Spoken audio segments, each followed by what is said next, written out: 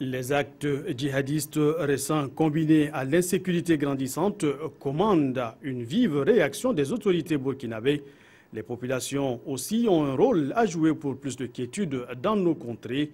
À Gawa, les autorités régionales informent les opérateurs économiques sur la situation sécuritaire. Il se définit comme un geste tendre qui consiste à donner de l'affection, le câlin, une marque d'amour aussi, s'ancre de plus en plus dans la pratique de nombreuses personnes.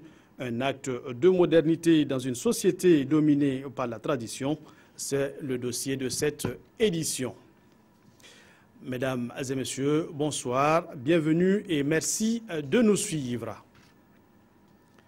Face aux actes d'insécurité grandissant au Burkina, des mesures vigoureuses doivent être prises et les bons comportements promus afin d'y faire face. Dans la région du Sud-Ouest, les acteurs du monde économique ont bénéficié d'une session de briefing de la part des autorités régionales. Objectif, les tenir informés de la situation sécuritaire et susciter en leur sein le développement de comportements responsables. Bernard Combelem, Christophe Feda.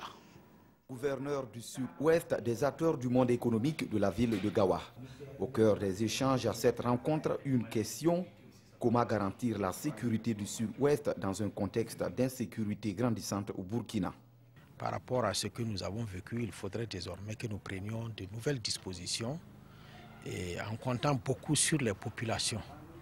Du point de vue information à faire parvenir aux forces de défense et de sécurité, et surtout de leur dire aussi quelles sont les facilités qu'il y a à pouvoir joindre ces différentes forces de défense et de sécurité en cas de besoin. L'efficacité de ces différentes forces de sécurité dépend en grande partie des citoyens qui doivent redoubler de vigilance et se montrer promptes à la dénonciation de tout fait et geste suspect, a lancé Amadou Stanislas Diarra. À Gawa, l'insécurité est partout. Des risques d'infiltration de malfaiteurs à l'enchevêtrement dans les installations de commerce au grand marché, en passant par l'anarchie dans le transport. À Gawaville, il y a trop d'insécurité, tant au niveau du marché central, tant dans la ville même, dans le circulant, et même que entre nous-mêmes, les camions, les stationnements. La question des djihadistes n'est plus une question des hommes de sécurité seulement, mais c'est tout le monde qui doit mettre la main dans la pâte. Le commandant du groupement départemental de gendarmerie du Gawa, Jean-Bernard Koutaba, a d'ailleurs promis la tolérance zéro aussi bien pour le désordre en ville que pour le transport mixte. 5 mois après la rupture de la digue du barrage, c'est le désœuvrement pour les exploitants des périmètres irrigués de Bogandé. Éleveurs et riverains vivent difficilement la situation. C'est tout un pan de l'activité économique de la localité qui se retrouve paralysée. Conséquence, les producteurs ne savent plus où donner de la tête. Les regards, eux, sont tournés vers les bonnes volontés qui se font toujours attendre. On voit tout cela avec Alassane Kendrebego et Lambert Soma. Dans la nuit du 4 au 5 septembre dernier, la digue du barrage de Bogandé cédait sous la pression de l'eau. Près de 5 mois après, voici ce qui reste de l'infrastructure. Jadis poumon économique de la localité, le barrage n'existe que de nom, laissant dans le désarroi les riziculteurs qui exploitaient les 95 hectares en aval de l'infrastructure. Tous ceux qui exploitaient le bas-fond n'avaient pas d'autre champ. C'était leur seule activité. Depuis la rupture de la digue, la famine nous guette. Nous vivons des moments très difficiles. Présentement, nous ne savons quoi faire.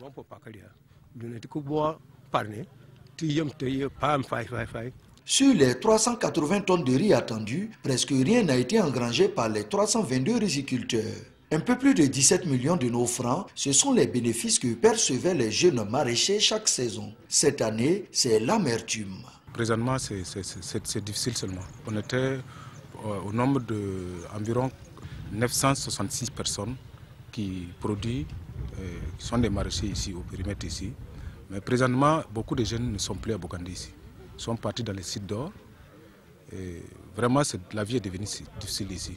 En dehors de cette mare et de quelques puisards creusés dans le lit du barrage, abreuver le bétail est un casse-tête pour les éleveurs, de même que les riverains. Aujourd'hui, par manque d'eau, nos animaux sont à 30 km d'ici, car il n'y a pas d'eau pour les abreuver.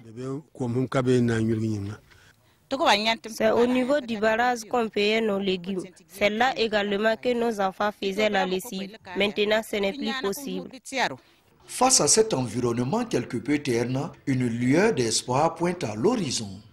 Une rencontre de réflexion, la réhabilitation de la digue du barrage de Bokandé a été organisée par le haut commissaire de la province, regroupant tous les ONG, projets, associations et même les bénéficiaires.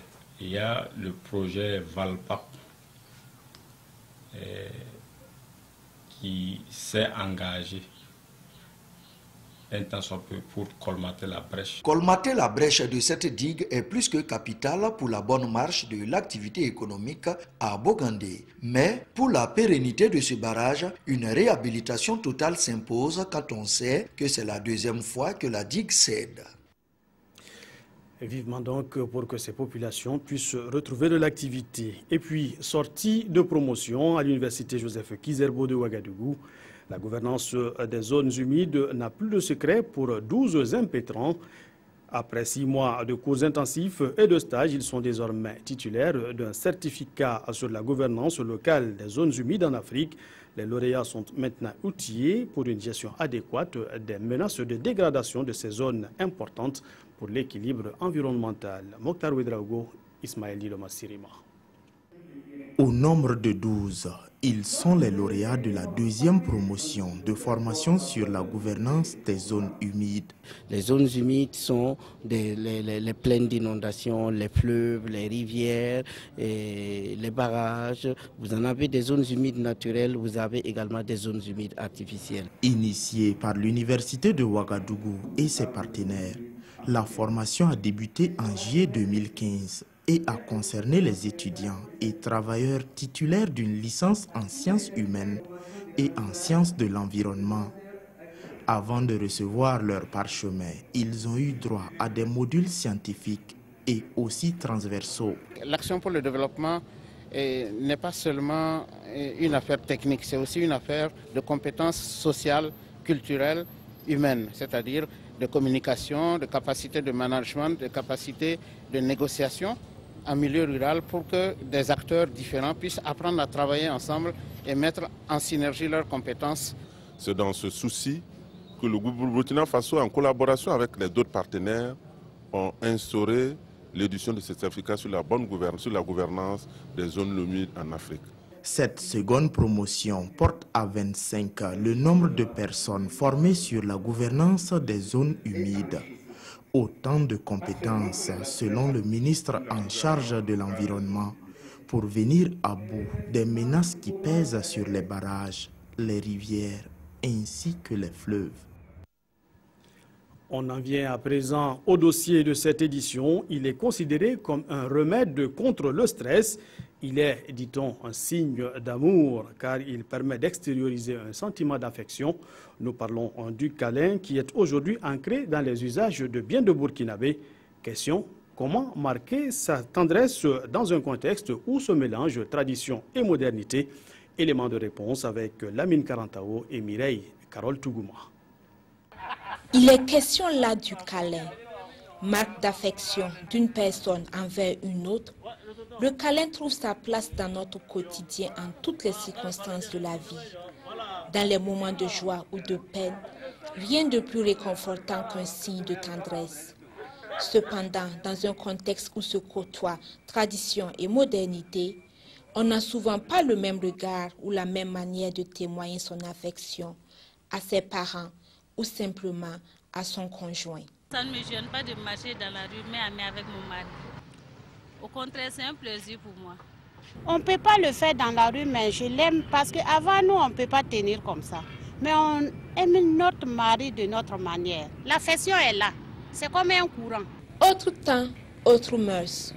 Et si dans la réalité d'aujourd'hui, il est banal, voire normal de tenir la main de son conjoint, le regard des anciens sur la question est tout autre. Comme Farfinka Kokia Chugaya, Les Africains et les Européens n'ont pas les mêmes pratiques culturelles. Les Blancs se donnent des accolades pour exprimer leur affection. Pourtant, chez nous, dans l'ancien temps, tu ne dois même pas fixer dans les yeux quelqu'un de plus âgé que toi. Si tu le fais, tu seras traité d'effronté et pour traduire ton affection, tu dois baisser la tête. Mais chez les Blancs, si tu ne regardes pas la personne en face, on dira que tu ne l'as pas considéré. Alors que ce soit à la manière moderne comme le câlin protecteur, la tape dans le dos, l'accolade, ou tout simplement à la manière ancienne, l'important est de se remonter le moral. Car selon Antoine Pellissolo, la légende dit que celui qui offre un câlin ajoute une journée de vie à celui qui le reçoit. Et on termine sur une note de religion. Action de grâce pour l'association des femmes engagées pour le Christ AFEC de Fadangourma.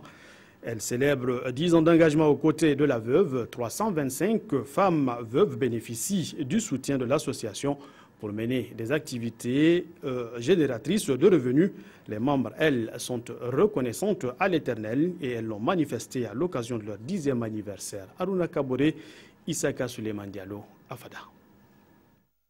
Soulager les souffrances des veuves par l'octroi de fonds de création d'activités génératrices de revenus est l'une des missions qui s'est fixée l'association des femmes engagées en Christ AFEC à travers son projet Dorcas. Depuis sa création en 2006, l'AFEC a soutenu plus de 300 veuves, en majorité ressortissantes de la région de l'Est. Avec l'appui du projet Dorcas, j'ai pu acheter le maïs et j'ai revendu à un prix augmenté que ça m'a revenu 10 000 de bénéfices. Aujourd'hui, je suis satisfaite pour le projet Dorcas parce que ça m'a arrangé beaucoup de choses dans ma vie. Aujourd'hui, certains bénéficiaires arrivent à subvenir à leurs besoins grâce au projet Dorcas. Nous organisons des formations dans les différentes régions. C'est-à-dire, on invite les veuves, elles viennent et nous leur donnons la formation. Le projet Dorcas a accompagné au cours de ces 10 dernières années 325 femmes à mener des activités génératrices de revenus. Le projet Dorcas, qui intervient dans 3 pays de la sous-région, est l'initiative de la Canadienne Soula Ish. Et ce 10e anniversaire de l'AFEC lui a donné l'occasion de communier avec ses filleuls venus du Niger, du Bénin et du Burkina Faso. Voilà qui met fin à cette édition. Merci pour votre fidélité. L'information revient à 20 h avec Simon Gongo.